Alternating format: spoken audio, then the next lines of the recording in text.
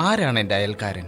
യേശു പറഞ്ഞു, ഒരുവൻ ജെറൂസലേമിൽ നിന്ന് ജെറീക്കോയിലേക്ക് പോവുകയായിരുന്നു. അവൻ കവർച്ചക്കാരുടെ കയ്യിൽപ്പെട്ടു. അവർ അവൻ്റെ വസ്ത്രങ്ങൾ ഉരിഞ്ഞെടുത്ത് അവനെ പ്രഹരിച്ച് അർദ്ധപ്രാണനാക്കിയിട്ട് പോയിക്കളഞ്ഞു. ഒരു പുരോഹിതൻ ആ വഴിയെ വന്നു.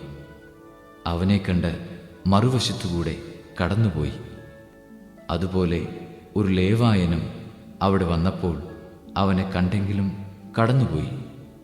എന്നാൽ ഒരു സമരിയാക്കാരൻ യാത്രാമധ്യേ അവൻ കിടന്ന സ്ഥലത്ത് വന്നു.